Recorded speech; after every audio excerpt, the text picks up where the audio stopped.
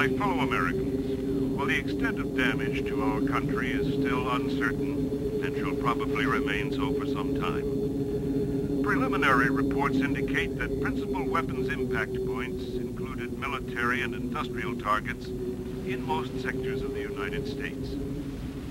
There is, at the present time, a ceasefire with the Soviet Union, which has sustained damage equally catastrophic. Many of you, listening to me today, have suffered personal injury, sudden separation from loved ones, and the tragic loss of your families. I share your grief, for I too have suffered personal loss. During this hour of sorrow, I wish to assure you that America has survived this terrible tribulation. There has been no surrender, no retreat from the principles of liberty and democracy for which the free world looks to us for leadership.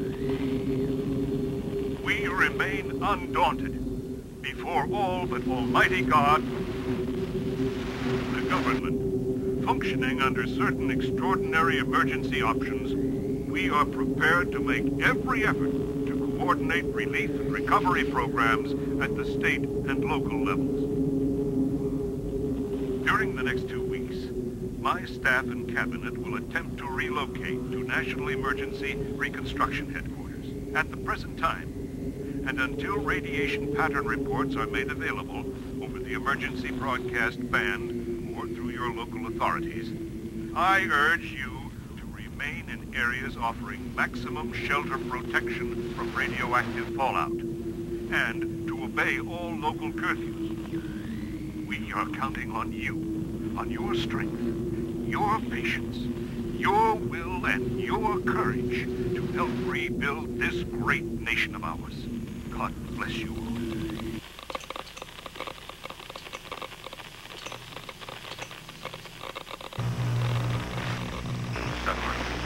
President of the United States. My fellow Americans, while the extent of damage to our country is still uncertain, and shall probably remain so for some time, preliminary reports indicate that principal weapons impact points included military and industrial targets in most sectors of the United States. There is, at the present time, a ceasefire with the Soviet Union, which has sustained damage equally catastrophic.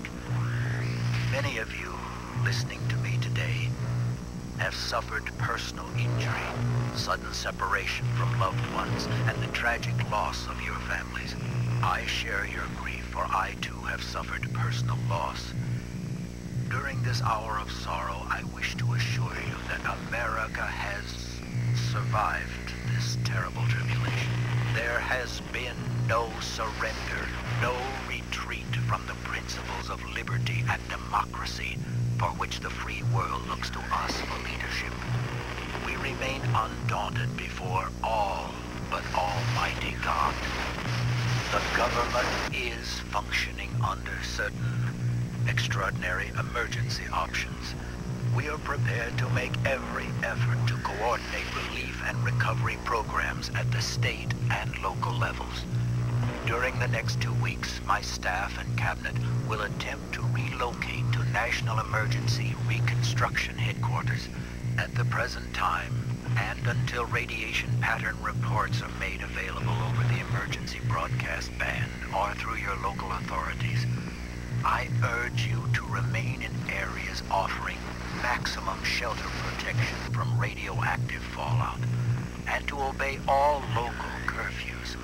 We are counting on you, on your strength, your patience, your will, and your courage to help rebuild this great nation of ours. God bless you all.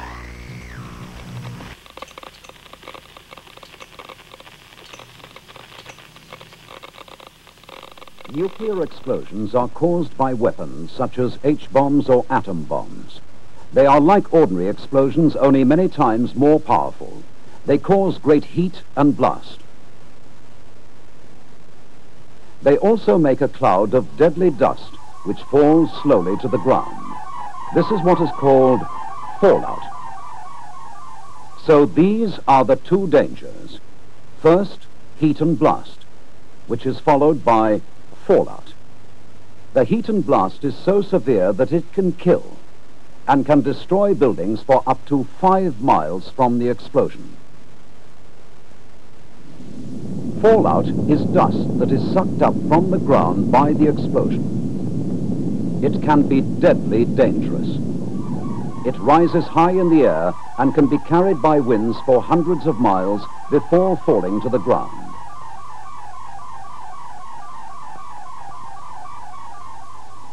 You can protect yourself and your family, and later on we will show you what steps to take.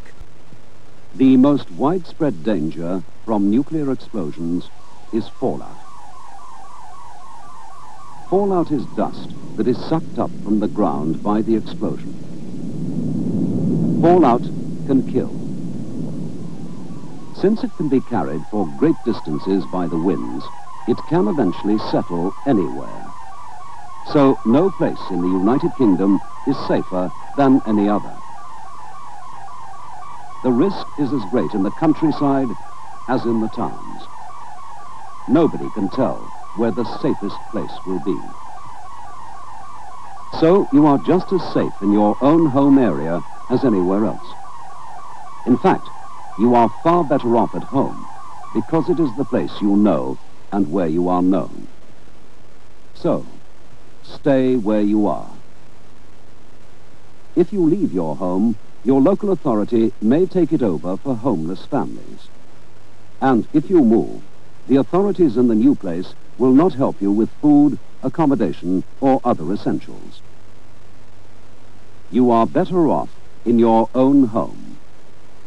Stay there. You must now choose a room in your home which will give the best protection from fallout.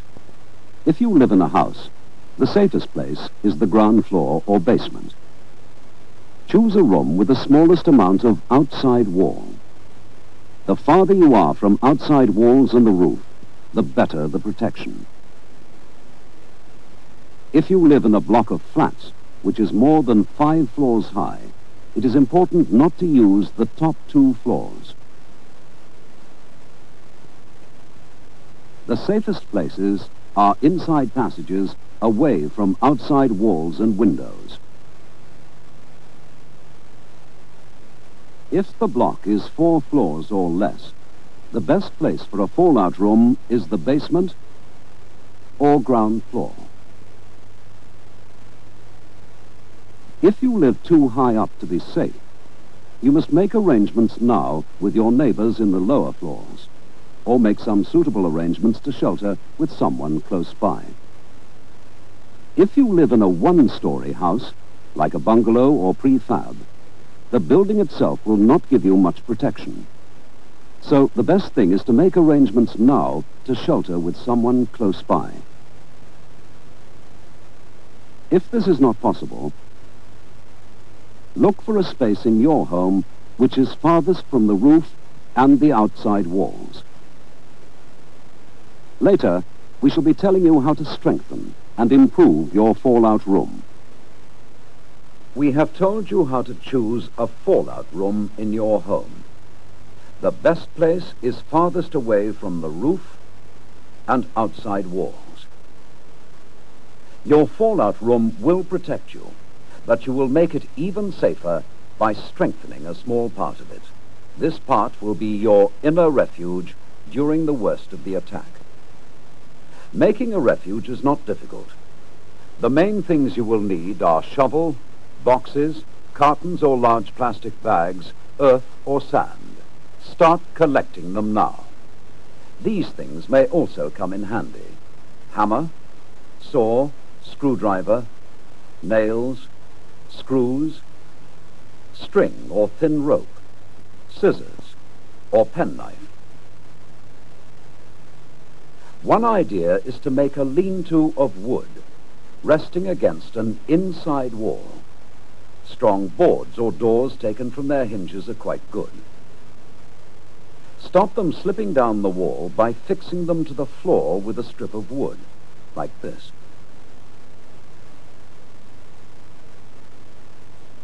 Then cover the wood with bags or boxes filled with some heavy material, like sand, earth, books, or rolled up clothes. Don't forget to fix the bags and boxes so that they don't slip off. Across the two open ends of your refuge, you should make thick walls of bags and boxes of earth or sand, or heavy furniture packed tightly with heavy material. Don't forget to leave an easy way into and out of your refuge. Next, a cupboard under the stairs. That is another good place for a refuge. Put boxes of earth or sand on the stairs and along the walls of the cupboard, like this.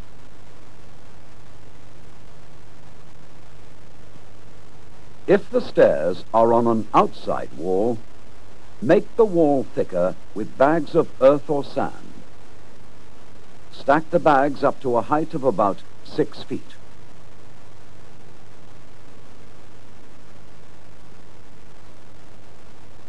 Here is another idea.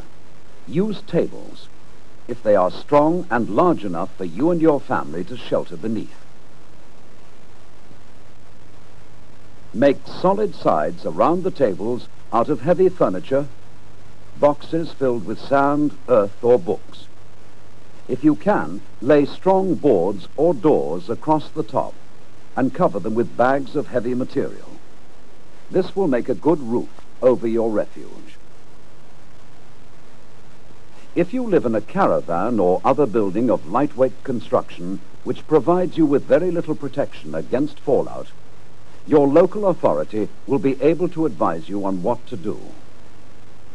Whatever type of refuge you have, the main thing to remember is that the more heavy material you have around you, like earth or sand, the more chance there is of saving your life. First, choosing a fallout room. That should be a room in your house which will give you the best possible protection from fallout.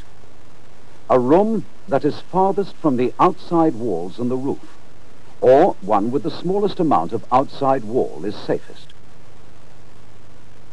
Whatever room you choose, remember that the further you can get away from radioactive dust in or around your home, the safer you will be. So in a house, the safest place is the ground floor or basement. In a block of flats, do not shelter in the top 2 floors if the block is 5 floors high or more. Go to the lower floors, ground floor, or basement. The central corridors will give good protection. If you live in a bungalow or similar one-story home, it will not give you much protection. If you cannot make alternative arrangements, choose the safest place, which is a space farthest from the roof and outside walls. And now a reminder about your inner refuge. We have told you that your fallout room should be the safest place in your home. Even this is sometimes not safe enough, however, particularly for the first 2 days and nights after an attack, when the danger from radiation could be critical. So you need, inside your fallout room, an inner refuge, a fortified area to give you greater protection during the worst of the attack. The inner refuge should be thickly lined with dense materials to resist radiation, away from outside walls if possible. Now for its construction. Make a lean-to with wood, resting against an inside wall. Use boards or doors taken from their hinges. Stop them slipping down the wall by nailing a strip of wood to the floor like this. Cover them with dense material and fix some rope around it so that it won't slip.